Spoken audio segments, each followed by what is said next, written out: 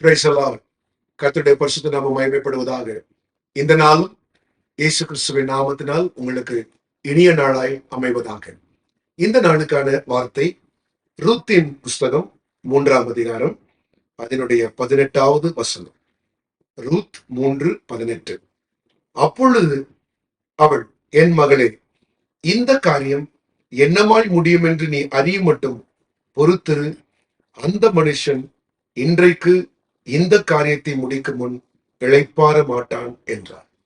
கர்த்தருடைய பரிசுத்த நாமம் மகிமைப்படுவதாக. அன்பான கர்த்தருடைய பிள்ளைகளே, இன்றைய நாளுக்கான வார்த்தை என்ன? உங்களுக்காய் கர்த்தர் நினைத்திருக்கிற காரியத்தை செய்யும் வரைக்கும் இளைப்பாற மாட்டார். ஆமென்.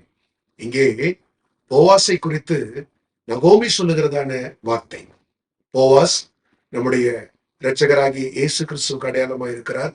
நகோமி பரிசுத்த ஆவியானவருக்கு அடையாளமாய் இருக்கிறார். இங்கே ரூத் மணவாட்டி சபையா இருக்கிற நமக்கு அடையாளமாய் இருக்கிறார். இங்கே ரூத்துக்கு சொல்லப்படுகிற வார்த்தை என்ன? பரிசுத்த ஆவியானவர் மூலமாக. அது என்ன வார்த்தை? என் மகளே, இந்த காரியம் என்னமாய் முடியும் என்று நீ அறிய மட்டும் பொறுத்திரு. எந்த காரியம்? வயல்வெளிக்கு வந்தால், கதிர் பொறுக்கினால், ஒவ்வொரு நாளும் கதிர் தான் பொறுக்கிறாள். அறுப்பொறுக்கிறவர்களுடைய வேலையை காட்டிலும் மிகவும் தாழ்மையான வேலை இந்த கதிர் பொறுக்கிற வேலை. அதை உண்மையும் ஒத்தவுமாய் இவள் செய்கிறார். ஆம் கர்த்தருடைய பிள்ளைகளே, நீங்கள் உங்களுக்கு கொடுக்கப்பட்டிருக்கிற சிறிய வேலையோ சிறிய ஊழியமோ எது போனாலும் அதை வயல்களத்திலே உண்மையாய் உத்தவமாய் மிகுந்த சிரமத்தோடு தாழ்மையோடு அதை செய்யுங்கள். நீங்கள் செய்து கொண்டிருக்கும் பொழுதே இந்த காரியத்தினுடைய ஒரு முடிவு உண்டு. ஆம், நீங்கள் இப்பொழுது செய்து கொண்டிருக்கிற காரியத்திற்கு கர்த்தர் ஒரு நல்ல முடிவை வைத்திருக்கிறார். அது என்னவாய் இருக்கும் என்று சொல்லி உங்களுக்குள்ளே பல கேள்விகள் இருக்கலாம். கர்த்தர் ஏன் இத்தனை நாட்களாய் இதே இடத்திலே வைத்திருக்கிறார்? என்னை இன்னும் உயர்த்தவில்லையே, இன்னும் நான் எதிர்பார்த்த காரியங்கள் நடக்கவில்லை என்று சொல்லி உங்கள் இருதயம் சோர்ந்து போயிருக்கலாம். இன்றைக்கு கர்த்தர் கொடுக்கிற வார்த்தை என்ன தெரியுமா? கொஞ்சம் பொறுத்திருங்கள், உங்களுக்கானதை கொடுக்கும் மட்டும் அந்த தேவன் போவாசா இருக்கிற கிறிஸ்து இளைப்பாற மாட்டார். ஆமென். இளைப்பாற மாட்டார். அர்த்தம் என்ன? உங்களுக்காய் அவர் ஒவ்வொரு நிமிடமும் அவர் கிரியை செய்து கொண்டே இருக்கிறார். இது ரூத்துக்கு தெரியாது, ஆனால் நகோமிக்கு தெரியும். ஏன்? நகோமி பரிசுத்த ஆவியானவருக்கு அடையாளம். ஆவியின் ஏவுதலை அறிந்திருக்கிற பரிசுத்த ஆவியானவர்.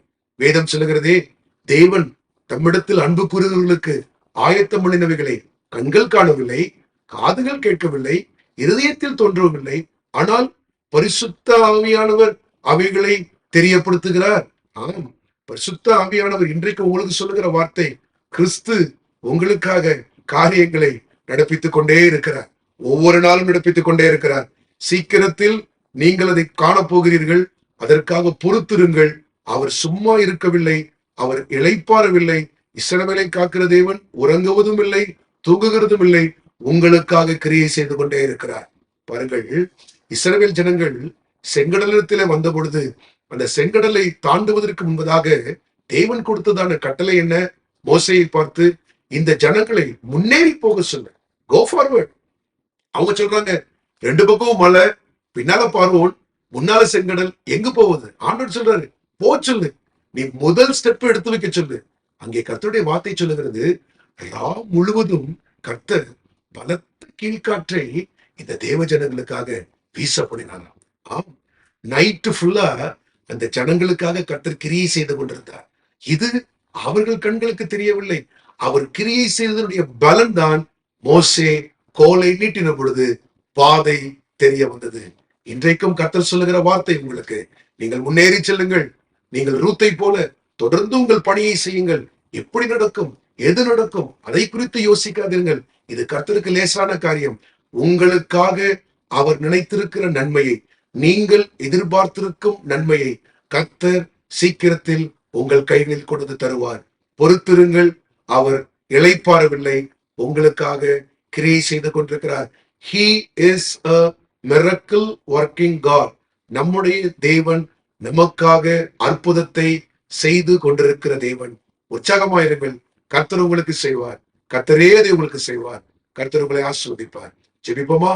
அன்புள்ள பிதாவே, உடைய கரத்தில் எங்களை ஒப்புக் கொடுக்கிறோம். ஆண்டவரே, இந்த நாளிலும் நன்மைகளுக்காக எதிர்பார்த்து காத்திருக்கிற பிள்ளைகளுக்காய் ஸ்தோத்திரம். அவர்கள் எதிர்பார்த்திருக்கிற நன்மையை நீர் சீக்கிரத்திலே கொடுக்க போகிறபடியா நமக்கு ஸ்தோத்திரம். பொறுத்திருக்கிறார்கள் ஆண்டவரே, காத்திருக்கிறார்கள் ஆண்டவரே.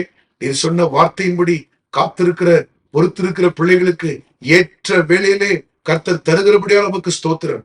அது பெஸ்டா லேட்டஸ்டா கர்த்தர் உருவாக்கி கொண்டிருக்கிறபடியா நமக்கு ஸ்தோத்திரம். அது திருமண தடையோ, அது குழந்தை தடையோ, அது பொருளாதார தடையோ, எதுவானாலும் எங்கள் தேவன் உம்முடைய பிள்ளைகளுக்காக உருவாக்கி தர நீர் வல்லமை உள்ளவர். நீர் உருவாக்கி தருகிறபடியா நாங்கள் ஸ்தோத்திரிக்கிறோம், ஸ்தோத்திரிக்கிறோம், ஸ்தோத்திரிக்கிறோம்.